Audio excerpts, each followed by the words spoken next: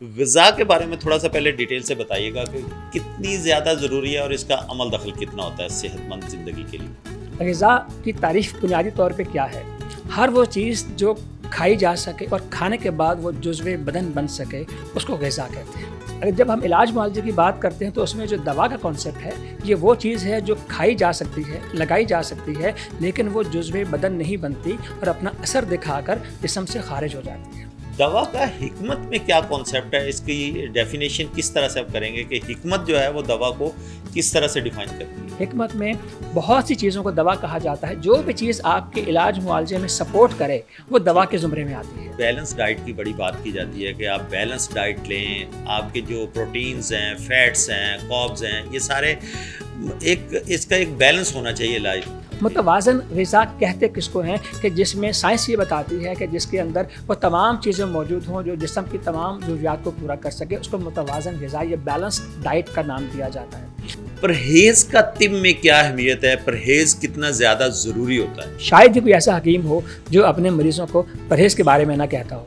Frozen items کا ہماری life کے اندر یا صحت مند انسان کے لیے کتنا زیادہ اچھی چیز ہے یا نقصان دہ؟ جو فروزن آئٹمس آپ کے سامنے پیش کیے جاتے ہیں ان میں سب سے پہلا پرابلم یہ ہوتا ہے کہ ان میں غذائیت کی کمی ہو جاتی ہے۔ جو قدرت نے جو ٹائم پیریڈ ان کے لیے رکھا کھانے کا، اسے جب آپ اس کو ڈیلے کر دیتے ہیں، جب اس کو اسٹور میں لے کے چلے جاتے ہیں تو اس میں غذائیت کی کمی ہو جاتی ہے۔ جو قدرت نے بنائی ہے وہ کم ہو جاتی ہے۔ ان میں کلرز ہوتے ہیں، ان میں پلس فلیورز ہوتے ہیں، ساری آرٹیفیشیل چیزیں ہیں جو قدرتی چیزیں نہیں ہیں، تو یہ ان کے خوراک کے ساتھ مل کر یہ کوئی نقصان والی بات ہی کر سکتے ہیں، کوئی فائدے والی چیز نہیں کر سکتے۔ وہ کون کون سی ایسی غذائیں ہیں یا کس طرح کی غذائیں ہوتی ہیں جو ہماری باڈی کا حصہ بن جاتی ہیں اور ہمیں اس سے فائدہ ہوتا ہے؟ جو موسم کے پھل ہیں، موسم کی جو سبزی ہے، موسم کی جو غذائیں ہیں ان کو فالو کریں۔ پیٹ کے ہر مرض کی شفا شہد کے ساتھ ہے۔ یہ اللہ کے نبی نے فرمایا جس گھر میں کھجور ہو وہ کبھی بھوکا نہیں رہے گا، اور اللہ کے نبی نے فرمایا زیتون کا تیل لگاؤ اور کھاؤ کیونکہ یہ مبارک درخت سے حاصل ہوتا ہے۔ یہ کلونجی ہے، اس میں موت کے سوا ہر مرض کا علاج ہے۔ آپ سرکار دو عالم صلی اللہ علیہ وسلم نے ارشاد فرمایا کہ ہم قدرت کے اصولوں کو فالو کرتے ہیں اور ہم پیٹ معدے کے 3 حصے کرتے ہیں۔ ایک حصے میں کھانا ڈالتے ہیں، ایک میں پانی، اور ایک میں ہم ہوا رکھتے ہیں، خالی رکھتے ہیں۔ کبھی ہم پیٹ بھر کے کھانا نہیں کھاتے تو ہم بہت سارے امراض سے دور ہیں۔ بسم اللہ الرحمن الرحیم۔ رب اشرح لی صدری ویسر لی امری واحلل عقدۃ من لسانی ویفقہوا قولی۔ لاسٹ ایپیسوڈ میں ہم نے دیکھا تھا کہ حکمت کا راز کیا ہے۔ رموز حکمت میں ایک بار پھر خوش آمدید کہیں گے اور دیکھیں گے کہ گزشتہ سے پیوستہ میں آج حکمت کے کن عوامل سے پردہ اٹھانے کی کوشش کرتے ہیں۔ حکمت بیسیکلی بہت جگہ پہ دیکھا، سنا اور جانا جانے والا لفظ ہے، لیکن اس کی میننگ سے کون واقف ہے؟ جب تک آپ دیکھیں گے نہیں، سمجھیں گے نہیں اس کو، آپ کو اس کے طریقہ علاج کا پتہ نہیں چلے گا۔ ہم نے گزشتہ اپنے ایپیسوڈ میں اس کے اوپر ڈیٹیل میں بات کرنے کی کوشش کی تھی کہ حکمت بیسیکلی ہے کیا، اور حکمت کے بعد جب اس میں علاج کی بات کی جاتی ہے تو علاج کیا صرف دوائیوں سے ہوتا ہے؟ اگر دوا سے علاج کیا جائے اور غذا کی اہمیت کو اگنور کر دیا جائے تو کیا واقعی مریض شفا یاب ہو سکتا ہے یا نہیں ہو سکتا؟ آج ہم بات کرنے کی کوشش کریں گے کہ غذا کا بیسیکلی حکمت کے اندر کیا کانسیپٹ ہے، غذا کسی بھی مریض کے لیے کتنی زیادہ ضروری ہوتی ہے۔ جب ہم صحت مند جسم کی بات کرتے ہیں تو اس میں سب سے زیادہ غذا کا عمل دخل ہوتا ہے۔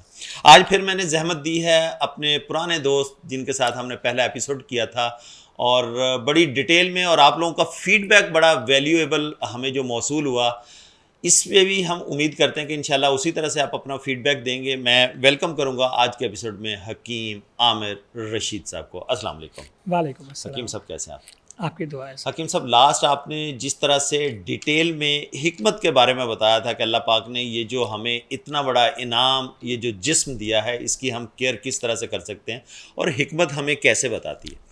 جو غذا کی بات کی جاتی ہے کہ اگر ہم دوائیوں کے ساتھ ساتھ غذا اگر باڈی کو وہ نہیں دیں گے جس کا ہماری باڈی کے اوپر بہت زیادہ امپیکٹ ہوتا ہے، تو پھر یقیناً ہم دوا کا وہ والا جو افادیت ہے اس کی، اس سے شاید استفادہ حاصل نہ کر سکے۔ غذا کے بارے میں تھوڑا سا پہلے ڈیٹیل سے بتائیے گا کہ کتنی زیادہ ضروری ہے اور اس کا عمل دخل کتنا ہوتا ہے صحت مند زندگی کے لیے؟ بہت شکریہ ڈاکٹر صاحب کہ آپ نے ہمیں دوبارہ موقع دیا کہ ہم اپنا نقطۂ نظر آپ کے سامنے دوبارہ رکھ سکیں کہ حکمت میں غذا کا تعلق کس چیز کے ساتھ ہے۔ سر دیکھیں، غذا کی تعریف بنیادی طور پہ کیا ہے؟ ہر وہ چیز جو کھائی جا سکے اور کھانے کے بعد وہ جزو بدن بن سکے اس کو غذا کہتے ہیں. بے شک. اور اگر جب ہم علاج معالجے کی بات کرتے ہیں تو اس میں جو دوا کا کانسیپٹ ہے یہ وہ چیز ہے جو کھائی جا سکتی ہے، لگائی جا سکتی ہے، لیکن وہ جزو بدن نہیں بنتی اور اپنا اثر دکھا کر جسم سے خارج ہو جاتی ہے. اوکے. لیکن اس کا جو کوئی انسٹنٹ ہے وہ تو باڈی کے اندر رہ جاتا ہے نا، جو اس بیماری کے لیے اپنا کام کرتا ہے، لیکن وہ اپنی آپ کی باڈی کا حصہ نہیں بنتا. اور کوئی دوائی جو صبح شام استعمال ہوتی ہے اس کا دورانیہ 5 سے 6 گھنٹے سے زیادہ کا نہیں ہوتا. اوکے. لیکن جب ہم غذا کی بات کرتے ہیں، غذا کا تعلق ہمارے جسم کی ان تمام نظاموں کے ساتھ ہے کہ جو قوت مدافعت اور ہمارے جسم کو مرض سے بچانے کے لیے بہت لمبے ٹائم کے لیے ہمیں سیکیور کرتا ہے ہمیں. اب غذا کے جو اب جہاں تک بات کرتے ہیں، آپ یہ دیکھیں کہ علاج معالجے میں علاج بالغذا سے مراد کیا ہوتی ہے. اوکے. آپ وقتی طور پہ اگر مرض کی شدت ہو تو اس کو آپ دوا سے کور کرنے کی کوشش کرتے ہیں اور اس کے بعد اس کو اس بیماری سے دوبارہ اس کا شکار نہ ہونے کے لیے علاج بالغذا تجویز کرتے ہیں. اوکے. تاکہ وہ لمبے عرصے تک اس چیز سے محفوظ رہ سکے. اب اس کے لیے یہ قانون ہے کہ جو صحت مند بندہ ہے اس کے لیے متوازن غذا کی ضرورت ہوتی ہے. اوکے.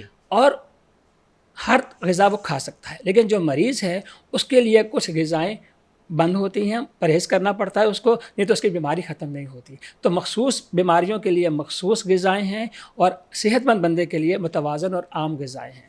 تو اس کانسیپٹ کو ہم لے کے چلتے ہیں. جی. اچھا حکیم صاحب، علاج کی بڑی بات کی جاتی ہے، ایلوپیتھک میں دیکھیں، ہومیوپیتھک میں دیکھیں، حکمت میں دیکھیں، تو حکمت میں بیسکلی علاج معالجے کی جو بیسک ڈیفینیشن ہوتی ہے وہ کیا ہوتی ہے حکمت کے بعد؟ جی سر، حکمت میں ایسا کہتے ہیں کہ یہ ایسا عمل ہے، علاج معالجہ ایک ایسا عمل ہے جس میں کسی بھی مرض کی جسمانی، روحانی یا اس کی ذہنی تکلیف کو دور کرنے کے لیے سائنسی طریقہ کار، قدرتی طریقہ کار، روایتی طریقہ کار اختیار کیا جاتا ہے. اس چیز کو علاج معالجہ کہتے ہیں. اب علاج معالجہ کے دیکھیں 2 مطلب ہیں. جی اب علاج معالجہ یہ ہے کہ قدرت نے ہمارے جسم کے اندر ایک ایسی طاقت رکھی ہے جس کو قوت مدبرہ بدن کہتے ہیں. انگلش میں اس کو وائٹل فورس کہتے ہیں. یہ وہ طاقت ہے کہ جو خود بخود ہمیں بہت سارے عوارض سے بچانے میں مددگار ہوتی ہے. اور خود ہی ہماری بہت ساری بیماریوں کا علاج معالجہ خود بخود کر دیتی ہے اور اس کے اثرات ہمارے جسم میں نہیں آتے.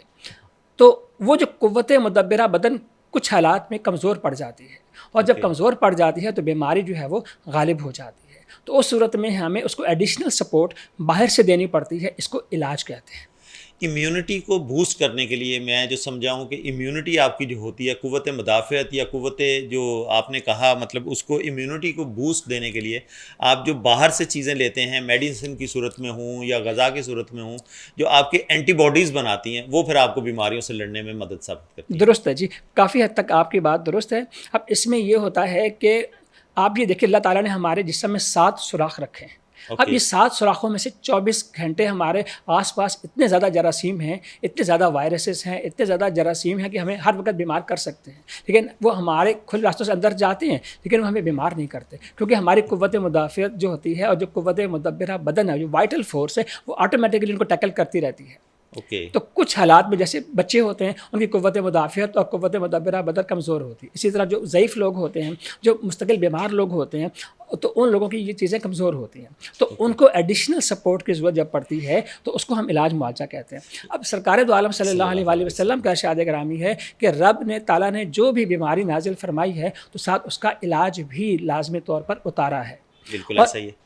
ایک آپ کی طبیعت اس بیماری کو ختم کرنے کی کوشش کر رہی ہوتی ہے اور طبیب اس کی اس کوشش میں اس کا مددگار بن جاتا ہے.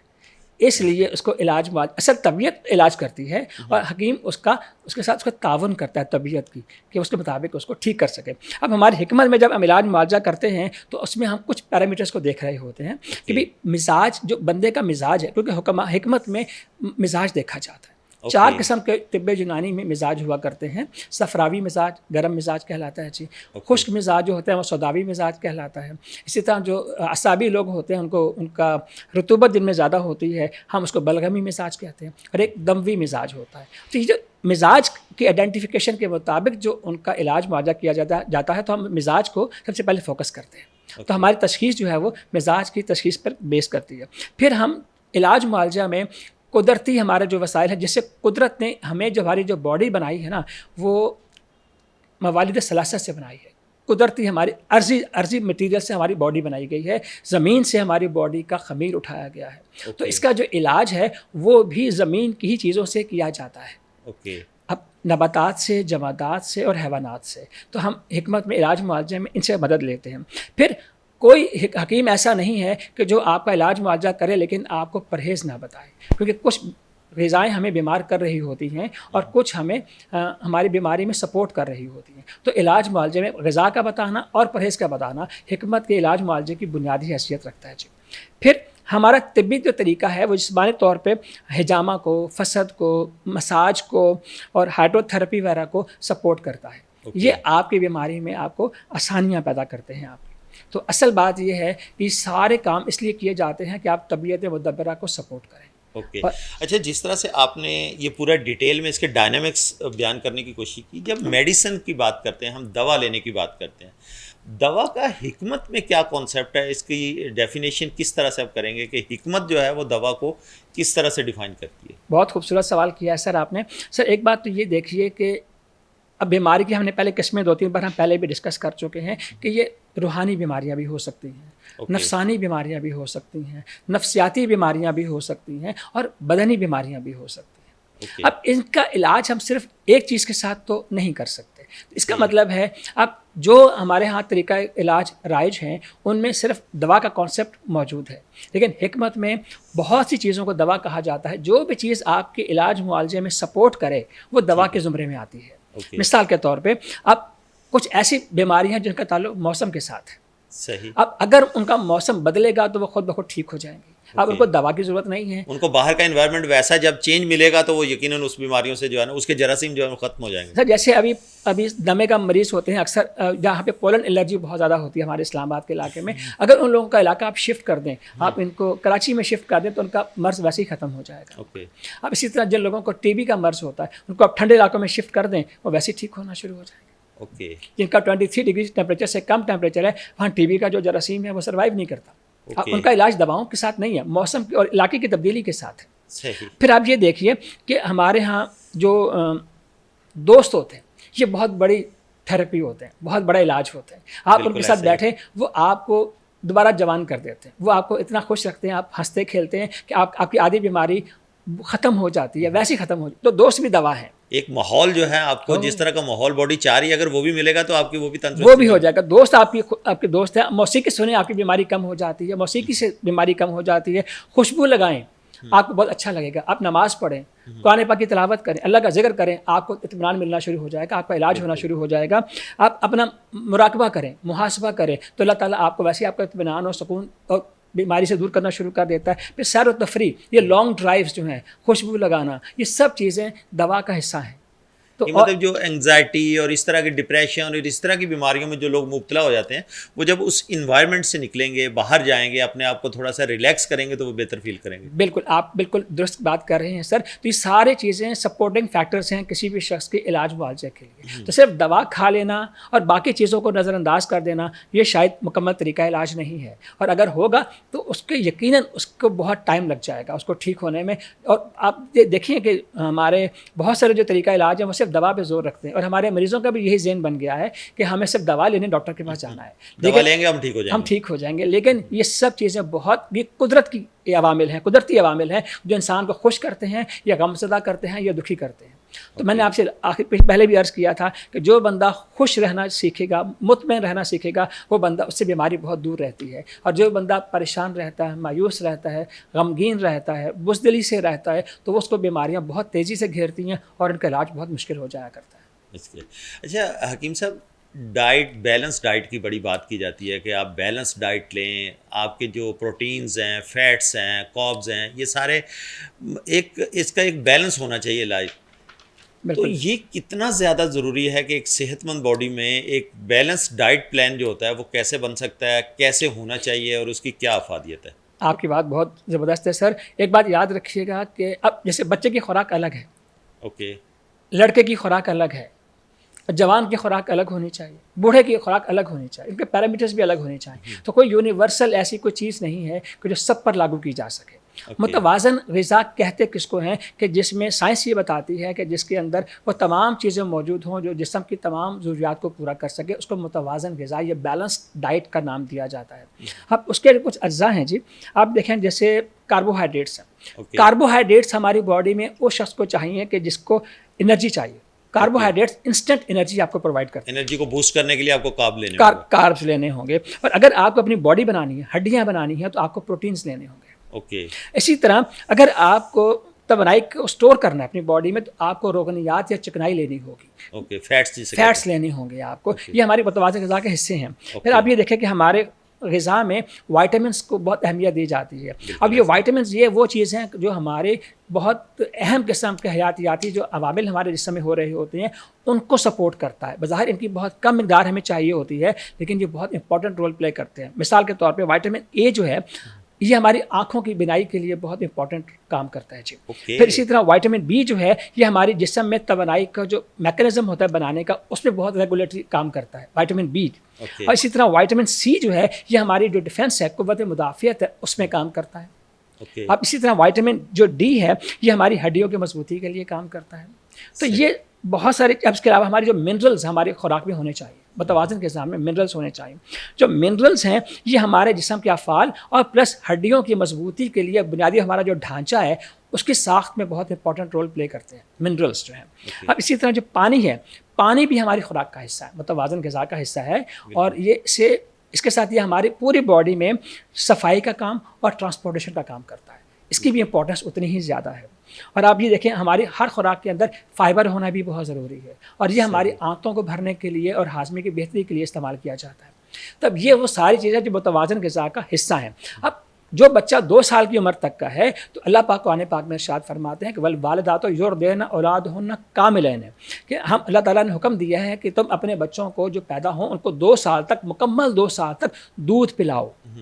اب اس کی خوراک کی، اس کے جسم کی تمام ضروریات صرف ماں کے دودھ سے پوری ہو جاتی ہے، اس کو کسی ایکسٹرا چیز کی ضرورت نہیں ہے. اس کا مطلب یہ ہوا کہ ماں کے دودھ کے اندر فائبر بھی، vitamin A B C D جن کی آپ نے بات کی سب موجود ہے، فیٹس بھی ہیں اس میں، منرلز بھی ہیں اس میں، تمام چیزیں اللہ پاک نے جو ہے نا وہ ڈالی ہیں. بالکل درست ہے. آپ یہ دیکھیے کہ بچہ جو ہے کچھ نہیں کھا رہا ہوتا لیکن اس کی گروتھ کتنی تیزی سے ہو رہی ہوتی ہے. بے شک. اور وہ ڈیولپ بھی ہو رہا ہوتا ہے، وہ بڑا بھی ہو رہا ہوتا ہے، اس کا وزن بہت تیزی سے گرو کر رہا ہوتا ہے. وہ ہر مہینے آدھا کلو وزن بھی گین کرتا ہے اور اس کی ہائٹ بھی 2-2 انچ ایک مہینے میں بڑھ رہی ہوتی ہے. تو یہ قدرت کا قانون ہے. تو وہ اس کو دودھ سب کچھ پورا کر دیتا ہے. اب اس میں آگے حدیث ابھی آئیں گی کہ ہمارے دودھ کے بارے میں کیا ارشاد ہے، کچھ اوروں کے بارے میں کیا ارشاد ہے. لیکن یہ آپ دیکھیں ایک نوجوان ہے جو بندہ 25 سال کا، اس کی ڈائٹ پلان ڈفرینٹ ہوگا. ایک بندہ، ایک خاتون گھر میں کام کرتی ہے، اس کا ڈائٹ پلان الگ ہوگا. ایک بندہ ریٹائرڈ لائف گزار رہا ہے، اس کا جو ڈائٹ پلان، اس کے لیے جو متوازن غذا ہے وہ الگ ہوگی. یہ متوازن ہر ایج کے حساب سے، ہر بندے کے حساب سے ڈائٹ بیلنس الگ ہوگی. اچھا، کہا یہ جاتا ہے کہ بہت سارے فروٹس، بہت ساری غذائیں ایسی ہوتی ہیں، کیا ہر بندے کے لیے وہی غذا سوٹیبل ہوگی یا ہر بندے کے حساب سے غذا الگ الگ ہوگی؟ نہیں سر، ابھی آپ نے بہت اچھے پوائنٹ آؤٹ کیا ہے. سر دیکھیں، ہر علاقہ الگ خصوصیات لے کے پیدا ہوا ہے، ہر علاقے کی بیماریاں الگ ہیں، ہر لوگوں کا براٹ اپ الگ ہے، ڈائنامکس الگ ہے، ہر ایریا ڈائنامکس الگ ہے. تو چیزیں یونیورسلی کیسے اپروو ہو سکتی ہیں؟ نہیں ہو سکتی. اس کا مطلب ہے اب جو ٹھنڈے علاقے میں رہنے والے لوگ ہیں ان کے لیے گرم غذائیں بہتر ثابت ہوں گی، جو گرم مزاج کے جو علاقوں کے رہنے والے لوگ ہیں ان کے لیے ٹھنڈی خوراکیں زیادہ بہتر ہوں گی. اب جو خشک مزاج لوگ ہیں ان کے لیے تری والی خوراکیں زیادہ بہتر ہوں گی. تو یعنی کہ علاقے کے لحاظ سے الگ الگ ہے. ایک ہی قسم کی خوراک آپ تمام لوگوں کے لیے متوازن غذا نہیں ہو سکتی. اب اسی طرح آپ دیکھیے، اب جیسے دودھ کو کہا جاتا ہے کہ متوازن غذا ہے، لیکن اب جس بندے کا پیٹ خراب ہے اس کو آپ دودھ نہیں دے سکتے، اس کو موشن لگ جائیں گے. اب گوشت کتنی اچھی چیز ہے، گوشت بہت، لیکن بچے کے لیے وہ نقصان دہ ہے، بچہ وہ گوشت نہیں کھا سکتا، اس کے لیے وہ ہے ہی نہیں. اب جس بندے کو، اب چینی بہت اچھی چیز ہے، مٹھاس بہت اچھی چیز ہے، کاربس بہت اچھی چیز ہے، لیکن جس کو شوگر ہے اس کے لیے وہ زہر ہے. اب نمک ہماری باڈی کا بہت امپورٹنٹ چیز ہے، لیکن جس کا بلڈ پریشر ہائی ہے اس کے لیے نمک زہر ہے. تو اس کو وہ چیزیں نہیں دی جا سکتی. اس کا مطلب کہ ہر بندے کے لیے ہر وہ چیز فائدہ مند نہیں ہوگی جو بظاہر فائدہ اس کا نظر آتا ہے. حکیم صاحب، مجھے یہاں پر ایک بریک کا اشارہ ہو رہا ہے. ناظرین، آج ہم بات کرنے کی کوشش کر رہے ہیں رموز حکمت کے. وہ دوبارہ ہم نے گزشتہ سے پیوستہ کی جو بات کی، لاسٹ ایپیسوڈ میں جو ہم نے حکمت کے بارے میں باتیں کی تھی اور ہم نے استفادہ حاصل کیا تھا حکیم عامر رشید صاحب کی موجودگی کا، آج اسی کے اوپر بات کنٹینیو کر رہے ہیں. جس طرح سے حکیم صاحب نے کہا کہ انسان بالواسطہ یا بلا واسطہ صرف وہی کچھ کھا سکتا ہے جو اس زمین سے پیدا ہوا ہوگا. تو جو آسمانی روح ڈلی ہے اس کی غذا بھی اوپر سے آتی ہے. اس کے اوپر بھی بات کریں گے. یہاں پر لیتے ہیں ایک بریک سے لوٹ کے آئیں گے. Stay tune. ویلکم بیک ناظرین. بریک کے بعد دوبارہ خوش آمدید کہتا ہوں. بریک پہ جانے سے پہلے جس طرح سے ہم نے اپنے پہلے مرحلے میں بات کرنے کی کوشش کی حکیم عامر رشید صاحب سے رموز حکمت، ہم حکمت کے وہ راز جاننا چاہ رہے ہیں جو ہماری باڈی میں سارا دن ہمارے ساتھ چل رہے ہوتے ہیں بٹ ہمیں اس کا پتہ نہیں ہوتا. جس طرح سے حکیم صاحب نے کہا کہ دوا جو ہے وہ زندگی میں ہمارے جسم کے اوپر جسم کا حصہ نہیں بنتی ہے، اپنا امپیکٹ تو چھوڑتی ہے، اس کا ایک ٹائم ہوتا ہے، اس کے بعد وہ شفا اگر اس بیماری سے مل گئی تو لیکن وہ ہماری لائف کا یا ہمارے جسم کا حصہ نہیں بنتی. تو کیا مجھے وہ یاد آ گئی کوٹ کہ اگر انسان ایک حرام لقمہ اپنے جسم میں اتارتا ہے تو 40 دن تک اس کی عبادت قبول نہیں ہوتی. تو یہ کون سا طریقہ کار تھا جو اللہ پاک نے اتنا عرصہ پہلے ہمیں بتا دیا اور آج بھی ہم بھولے ہوئے ہیں، اس کے اوپر عمل نہیں کرتے. میں چلوں گا حکیم صاحب کی طرف اور یہ پوچھنے کی کوشش کروں گا کہ اسلام میں یا جو طب نبوی کی بات کی جاتی ہے اس کی روشنی میں علاج بالغذا کی جو افادیت ہے، اس کا جو فائدہ ہے وہ کس طرح سے ہم حاصل کر سکتے ہیں. حکیم صاحب آپ نے میرے سوال کو سن لیا کہ اسلام کے اندر یہ طب نبوی کی جو ہم بات کرنے کی کوشش کرتے ہیں اس میں غذا کی افادیت کے اوپر آپ نے بڑی ڈیٹیل میں روشنی ڈالی. وہ کون کون سی ایسی غذائیں ہیں یا کس طرح کی غذائیں ہوتی ہیں جو ہماری باڈی کا حصہ بن جاتی ہیں اور ہمیں اس سے فائدہ ہوتا ہے؟ بہت شکریہ سر. اب طب نبوی کے حوالے سے پہلے میں ایک ذکر کرنا چاہوں گا کہ ایک حکیم صاحب سرکار دو عالم صلی اللہ علیہ وسلم کے زمانے میں مدینہ میں آ گئے. 6 مہینے کام کرتے رہے لیکن ایک بھی مریض ان کے پاس نہیں آیا. اچھا، ایک مریض بھی نہیں آیا. تو وہ شکایت لے کر پہنچے کہ اللہ کے نبی میں نے دکان کھولی ہے اور میرے پاس کوئی مریض نہیں آتا. اللہ اکبر. کوئی مریض ہے ہی نہیں میرے پاس. تو یہاں پہ ایسا کیا آپ کرتے ہیں کہ کوئی مریض نہیں ہوتا؟ تو آپ سرکار دو عالم صلی اللہ علیہ وسلم نے ارشاد فرمایا کہ ہم قدرت کے اصولوں کو فالو کرتے ہیں اور ہم پیٹ معدے کے 3 حصے کرتے ہیں. ایک حصے میں کھانا ڈالتے ہیں، ایک میں پانی اور ایک میں ہم ہوا رکھتے ہیں، خالی رکھتے ہیں. کبھی ہم پیٹ بھر کے کھانا نہیں کھاتے تو ہم بہت سارے امراض سے دور ہیں. اس لیے تمہیں یہاں پہ مریض تمہیں نہیں ملیں گے. کیا ہی حکمت بری بات، بہت خوبصورت بات ہے جی. تو اب طب نبوی جن اصولوں پر کام کرتی ہے جی، اس کا پہلا اصول یہ ہے کہ سادگی اور اعتدال سے کھائیں. بالکل سادگی کے ساتھ اور اعتدال کے ساتھ، اور قدرتی اور حلال غذاؤں کا استعمال کریں. یہ اس کا دوسرا قانون ہے. تیسرا یہ ہے کہ جو موسم کے پھل ہیں، موسم کی جو سبزی ہے، موسم کی جو غذائیں ہیں ان کو فالو کریں. یہ 4 جو ہیں وہ بنیادی ان کے کانسیپٹس ہیں. اب کچھ کھانوں کے بارے میں، کچھ غذاؤں کے بارے میں احادیث میں ہمیں بہت اسٹرانگ قسم کی انسٹرکشنس ملتی ہیں. جیسے سرکار دو عالم صلی اللہ علیہ وسلم نے ارشاد فرمایا کہ شہد میں شفا ہے. شہد میں شفا ہے. پیٹ کے ہر مرض کی شفا شہد کے ساتھ ہے. اوکے. اب اللہ کے نبی نے فرمایا جس گھر میں کھجور ہو وہ کبھی بھوکا نہیں رہے گا. اللہ اکبر، اللہ اکبر. ایسی برکت ہے اس چیز کے اندر کہ کبھی بھوکے کبھی نہیں رہیں گے، ان کی بھوک نہیں رہے گی کبھی بھی. اور اللہ کے نبی نے فرمایا زیتون کا تیل لگاؤ اور کھاؤ کیونکہ یہ مبارک درخت سے حاصل ہوتا ہے. ماشاءاللہ. اب زیتون کا ذکر میرے رب نے قرآن مجید میں بھی کیا اور سرکار دو عالم صلی اللہ علیہ وسلم نے بھی اس کی اہمیت کا ارشاد فرمایا. پھر آپ نے ارشاد فرمایا کہ یہ جو کلونجی ہے اس میں موت کے سوا ہر مرض کا علاج ہے. بے شک. اب سے سرکار کا یہ ارشاد ہے تو کیسے خدا نخواستہ ہم اس کو جھٹلا سکتے ہیں؟ لیکن کلونجی معمولی سی چیز ہے لیکن موت کے علاوہ ہر چیز کا اس میں علاج رکھ دیا گیا. اب اللہ کے نبی کا ایک اور حدیث میں مبارکہ میں ارشاد ہے کہ دودھ مکمل غذا ہے تمہارے لیے. اگر آپ کو کوئی بھی کچھ چیز نہ ملے آپ سے دودھ کے سہارے بھی آپ پوری زندگی گزار سکتے ہیں. آپ اس کے علاوہ سرکہ بہترین غذا قرار دیا سرکار نے، بہترین شوربہ قرار دیا سرکہ. ماشاءاللہ. سرکے کو. اب سرکے کی اہمیت بھی حدیث سے ثابت ہوتی ہے. پھر جو کا دلیا، ستو کا پینا، ستو کا جو دلیا کھانا سرکار دو عالم صلی اللہ علیہ وسلم کی سنت مطہرہ ہے. آپ نے فرمایا پسندیدہ غذا. آپ نے فرمایا کہ جس بندے کا دل میں گھبراہٹ آئے وہ مفرہ کے طور پہ اس کو استعمال کرے، اس کی طبیعت میں فرحت آ جائے گی. جو کا دلیا استعمال کیا کرو. پھر اس کے علاوہ دیکھیں قرآن مجید میں انجیر کا ذکر ہے، اس پہ پوری صورت یہاں سے شروع ہوتی ہے. پھر گوشت کو سرکار کا پسندیدہ جو کھانا تھا وہ سرید تھا، گوشت کا شوربے والا کھانا، اس پہ روٹیاں ڈال کے کھایا کرتے تھے. ان کو آپ نے کھانوں کا سردار قرار دیا. ماشاءاللہ. کہ یہ کھانوں کا سردار ہے. تو یہ مختلف قسم کے احادیث میں نے لاسٹ ٹائم بھی آپ سے عرض کیا تھا، تقریباً 300 ایسی احادیث ہیں جس میں کھانے پینے کے بارے میں سرکار نے احادیث ارشاد فرمائی اور اپنی امت کو تعلیم دی کہ اپنے کھانے پینے کو اس طریقے سے لے کے چلو تاکہ تو بیماری سے محفوظ رہ سکو. یعنی کہ ہمیں ایک مینجمنٹ سکھائی کہ اگر ہم مینج ہو کے چلیں گے، جس طرح سے آپ نے معدے کے 3 حصوں کی بات کی، ایک میں پانی، ایک میں کھانا، ایک میں ہوا، مطلب اس کو ایک ڈیوائڈ کر دیا، ایک طریقہ فارمولا بتا دیا کہ اس طرح سے آپ نے غذا کھانی. اچھا حکیم صاحب، ایسی کون کون سی غذائیں یا پھل ہیں جن کا قرآن پاک میں ذکر ہے، جیسے ابھی آپ نے ارشاد فرمایا، تو ایسی کون کون سی غذائیں اور پھل ہیں جن کا ذکر قرآن پاک میں موجود ہے؟ سر جب رب العالمین نے جس کا ذکر قرآن پاک میں کر دیا ہوگا تو وہ یقیناً بہت ہی کرامت چیز ہوگی. بے شک. اور اللہ پاک نے ارشاد فرمایا قرآن پاک میں ما خلقت ھذا باطلا، میں نے کوئی چیز بیکار نہیں بنائی ہے. اللہ ان کی حکمت تک پہنچنا انسانوں پہ چھوڑ دیا کہ تم ان کی حکمت تک پہنچو، خود ان کے اشارے قرآن پاک میں ذکر کرتی ہے. اب جیسے اب شہد ایک ایسی چیز ہے کہ اس کے نام، جو شہد مکھی جو بناتی ہے شہد، اس کے نام سے پوری سورت اتار دی، سورہ نحل. بے شک بے شک. سورہ نحل اس کی پوری آیت ہے کہ شہد ہم کیسے بناتے ہیں یار، وہ کیا ذکر کرتی ہیں. پھر کھجور کو نخل کہتے ہیں، قرآن پاک میں اس کا ذکر ہے. سورہ مریم کا واقعہ ہے کہ جب بی بی مریم جو ہیں، جب ان کے ہاں ولادت ہونی تھی حضرت عیسیٰ علیہ السلام کی، تو وہ شہر سے باہر چلے گئی، تو وہ ایک کھجور کے پرانے سوکھے ہوئے پیڑ کے ساتھ ایک لگے بیٹھ گئی. قرآن پاک میں پورا واقعہ موجود ہے. تو اللہ تعالیٰ نے ارشاد فرمایا، وہ بھوک کا پیاس کی شکایت کرنے لگی کہ میں کمزور ہو گئی ہوں، میرے پہ یہ وقت آ گیا ہے. تو اللہ کی طرف اشارہ ہوا، تم اس درخت کو زور زور سے ہلاؤ، کھجور کے سوکھے پہ درخت کو ہلاؤ، تو تمہارے پہ پکی ہوئی کھجوریں گری ان کے اوپر. انہوں نے وہ کھا کر تو اپنا وہ وقت گزارا جس کو کہتے ہیں جی. پھر آپ دیکھیں زیتون، یہ جو ہمارا، اس کے علاوہ سورہ انعام دیکھیں. سورہ انعام جو قرآن پاک میں ہے اس میں کئی پھلوں کا اکٹھا ذکر کیا گیا ہے. کھجور کا ذکر کیا، انگور کا ذکر کیا، زیتون کا ذکر کیا، انار کے باغوں کا ذکر قرآن پاک میں سورہ انعام میں کیا ہے. ماشاءاللہ، ان کا یہ ہمارے لیے انعام ہی ہے نا، اور یہ جنتی چیزیں ہیں، یہ جنتی پھل ہیں. پھر اسی طرح انجیر تو اب قرآن پاک میں کتنی مشہور سورت 3 ہے، وہ 3 ہے، وہ زیتون ہے. یعنی کہ سورت جو 3 جو ہے وہ انجیر سے شروع ہوتی ہے کہ انجیر کے اللہ پاک قسم کھاتے ہیں.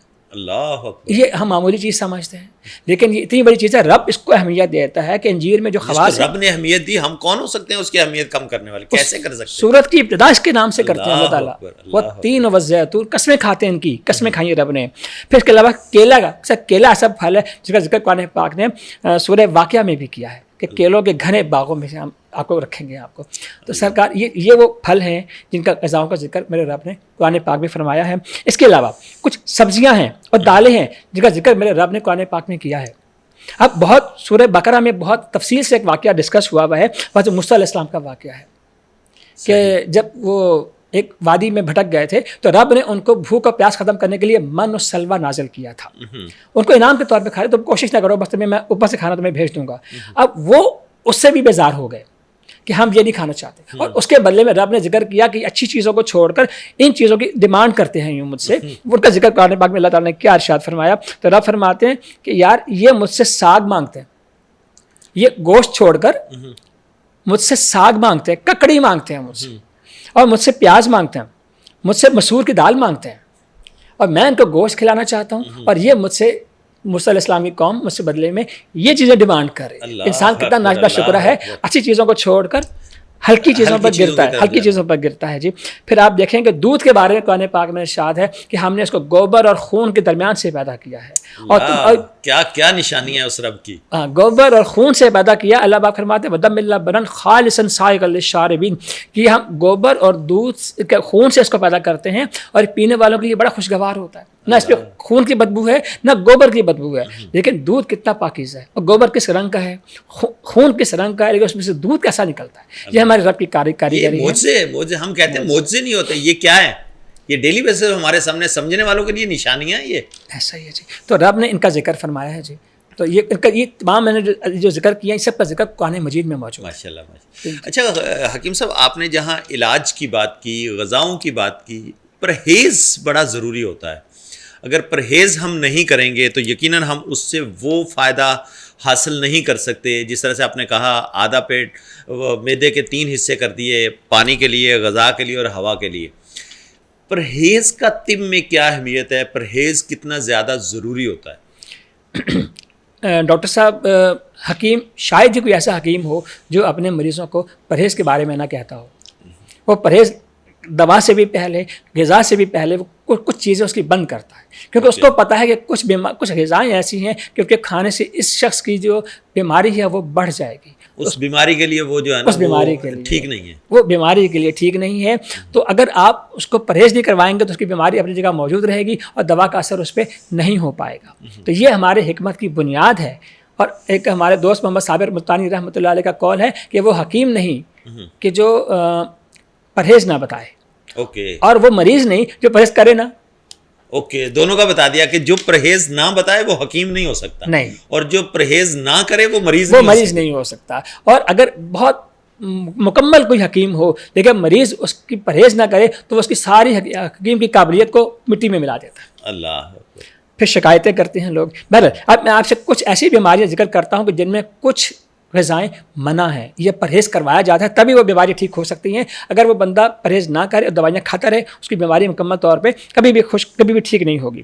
مثال کے طور پہ سر جی، ایک ہے عمومی پرہیز، یعنی کہ یہ وہ پرہیز ہے جو عام بندے کو بھی کرنا چاہیے جو مریض نہیں ہے. اب اس کو کیا کرنا چاہیے کہ زیادہ تلی ہوئی چیزیں اس کو نہیں کھانی چاہیے، چکنائی اس کی خوراک میں کم ہونی چاہیے، مرچ مسالے کم ہونے چاہیے، اور اس کو غیر ضروری ادویات سے دور ہونا چاہیے، اور اس کو متوازن غذا کا انتخاب کرنا چاہیے.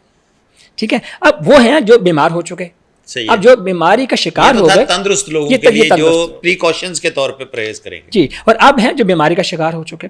تو سر جو لوگ معدے کی تیزابیت کا شکار ہیں، جو معدے کے امراض کا شکار ہیں، جن کو بدہضمی ہے، تیزابیت ہے، سر ان لوگوں کو چائے، کافی، مسالے دار چیزیں اور جو کولڈ ڈرنکس ہے، سافٹ ڈرنکس، سر ان کو بالکل ان چیزوں سے دور ہونے کی ضرورت ہوتی ہے. اچھا، سافٹ ڈرنک، کولڈ ڈرنک جو ہے نا وہ تندرست بندے کو بھی دور نہیں ہونا چاہیے؟ دونوں کو ہونے چاہیے. اس کے تو نقصان اتنے زیادہ ہیں کہ فائدہ نہ ہونے کے برابر ہے ان کا، لیکن یہ منہ کے ٹیسٹ کے لیے اور لوگوں نے کمرشل ایک آئٹم بنا دیا ہے، لیکن یہ اس کا نقصان بہت زیادہ ہے. ہماری زندگیوں کے تو ایک اہم جز بن چکا ہے یہ آج کی کولڈ ڈرنک جو ہے. جی بس یہ بہت نقصان دہ چیز ہے جی. اب اسی طرح جن لوگوں کو السر ہو جائے، جن کو اسٹمک میں السر ہو جائے سر، تو ان کو کھٹی چیزیں، کافی اور سخت غذائیں ان کو پرہیز کروائی جاتی ہے. اسی طرح سے جن کو قبض ہو جائے، قبض والے شخص کو فاسٹ فوڈ اور یہ جو چاول وغیرہ ہیں یہ ان کو منع کیے جاتے ہیں. جن کو قبض ہو جائے تو ان کو اگر پرہیز نہیں کریں گے وہ ٹھیک نہیں ہوں گے.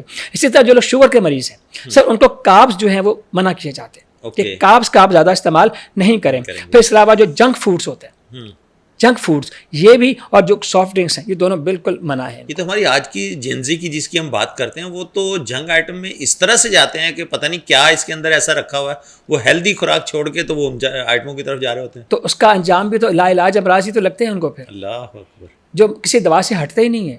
اچھا حکیم صاحب، آپ نے ایک بڑا یہاں پوائنٹ ہائی لائٹ کیا ہے، یہ جو جنک فوڈ ہے اس کے ساتھ ساتھ ہم گھروں میں کیا کرتے ہیں، فروزن آئٹمس کا بڑا، آج کل تو رمضان شریف چل رہا ہے تو ویسے ہی فروزن آئٹمس بہت زیادہ جو ہے نا وہ اس وقت کیا کہتے ہیں کہ سیزن چل رہا ہے ان کا. فروزن آئٹمس کا ہماری لائف کے اندر یا صحت مند انسان کے لیے کتنا زیادہ اچھی چیز ہے یا نقصان دہ؟ سر دیکھیں، فروزن آئٹمس آج کل ایک انڈسٹری کا درجہ حاصل کر چکے ہیں، لیکن ان کے جو نقصانات ہیں وہ الگ ہیں. آپ قدرت کو اگر غور سے دیکھیں، قدرت ہمیں یہ بتاتی ہے کہ کچھ پھل ہم آپ کے لیے سارا سال رکھتے ہیں. صحیح. جیسے ٹماٹر سارا سال آئیں گے، آلو سارا سال آئیں گے، پیاز سارا سال آئیں گے، لیکن کچھ چیزیں سیزنل بھی ہوتی ہیں. تو ان کو سال میں کسی نے 1 مہینے کے لیے کوئی چیز آتی ہے، کوئی چیز 2 مہینوں کے لیے آتی ہے، اس سے زیادہ اس کا سیزن نہیں ہوتا.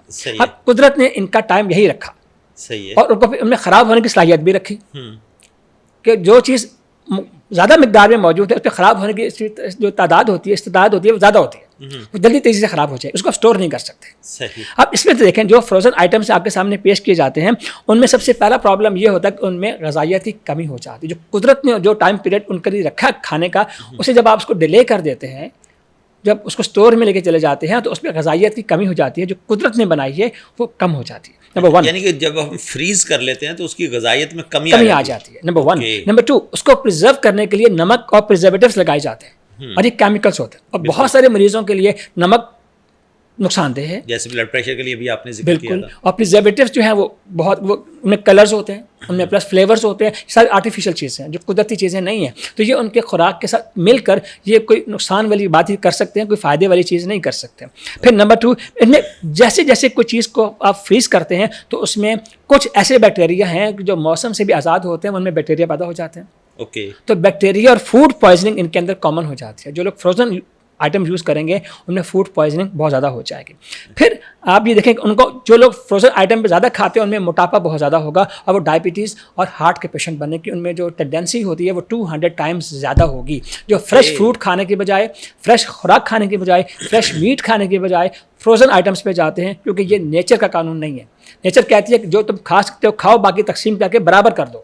کہ ہم کہتے ہیں نہیں, ہم تو اس کو جوڑ کے رکھیں گے. تو جوڑ کے رکھیں گے تو آپ فطرت کے خلاف جائیں گے, اور جب آپ فطرت کے خلاف جائیں گے تو بیماریاں لازمی ہمیں گھیریں گی. اچھا حکیم صاحب, بہت سارے گھروں میں ایسا ہوتا ہے, ہماری خواتین گھروں میں کیا کرتی ہیں کہ ایک ٹائم آٹا گوندھ لیا اور وہ فریج میں رکھ دیا اور پھر اس کی روٹیاں بناتی رہتی ہیں 2 دن 3 دن 4 دن. کھانا بنایا بچ گیا فریج میں فریز کر دیا, دوسرے دن گرم کر لیا. یا جو ورکنگ وومنز ہیں وہ کیا کرتی ہیں کہ ایک ہفتے کا کھانا تیار کر کے فریج میں اسٹاک فریز کر دیتی ہیں, پھر جب آتی ہیں تو اس کو جو ہے نا وہ گرم کیا اور کھا لیا. یہ کتنے زیادہ نقصان دہ ہماری صحت کے لیے؟ ڈاکٹر صاحب یہ دیکھیں کہ پہلی تو بات یہ ہے کہ میں نے ابھی آپ سے عرض کیا کہ جب اسلام دنیا میں آیا تھا تو اس وقت فریج وغیرہ نہیں ہوتے تھے, محفوظ رکھنے کا کوئی طریقہ نہیں ہوتا تھا. صرف گوشت کو نمک لگا کر یہ دھوپ میں خشک کر کے کھایا جاتا تھا, وہ بھی کچھ عرصے کے لیے. اب یہ جو چیز ہماری جس میں اندر بھی رطوبت اور حرارت جس کھانے میں موجود ہے اس کے اندر کیڑے پڑنے کا, بیکٹیریا پڑنے کا, جراثیم پڑنے کے چانسز بہت زیادہ ہوتے ہیں, خراب ہونے کے چانسز بہت زیادہ ہوتے ہیں. اس کا کھانے کا ٹیسٹ بدل چکا ہوتا ہے جس میں ٹائم زیادہ اس کو رکھ دیتے ہیں. اب کسی کھانے کا ٹائم 6 گھنٹے کا ہے, کسی کا 8 گھنٹے کا ہے, کسی کا 12 گھنٹے کا ہے. جب اس کو 3 دن آپ استعمال کریں گے وہ اپنی افادیت جس کے لیے آپ اس کو استعمال کر رہے ہیں وہ کھو چکے ہوتے ہیں, بلکہ الٹا اس سے نقصانات بھی ہوں گے باڈی کے اوپر, جراثیم آ چکے ہوتے ہیں.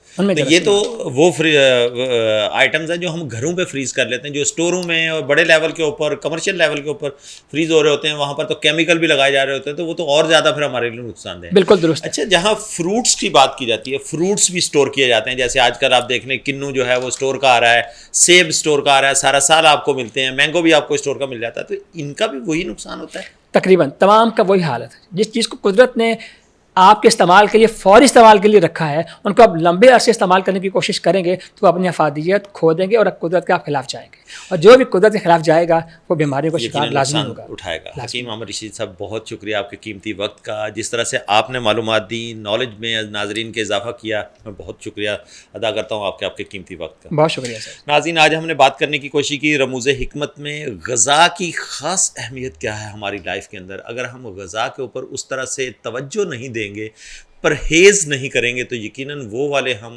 بینیفٹس حاصل نہیں کر سکتے. بے شک ہم کتنی بھی غذا کھا رہے ہوں, جب تک ہم اعتدال سے کام نہیں لیں گے, ڈائٹ بیلنس پلان جو ہے نا, بیلنس ہماری جو ہے نا وہ ڈائٹ نہیں ہوگی تو تب تک ہمیں وہ فائدہ نہیں ہوگا. جس طرح سے بات کرنے کی کوشش کی گئی کہ ہم اپنی ڈائٹ کو اس طرح سے کنٹرول بھی کریں جس طرح سے ہماری جسم کو ضرورت ہے, لیکن اس کے ساتھ ساتھ ہم پیٹ بھر کے جو اوور ایٹنگ کرتے ہیں اس سے بھی خدا را پرہیز کریں اگر آپ نے تندرست زندگی گزارنی ہے. تو مجھے بہت امید ہے کہ آپ اپنا اور ریاست پاکستان کا بہت سارا خیال رکھیں گے. آج کے اس ایپیسوڈ سے صدیق سرور کو دیجیے اجازت. اللہ حافظ.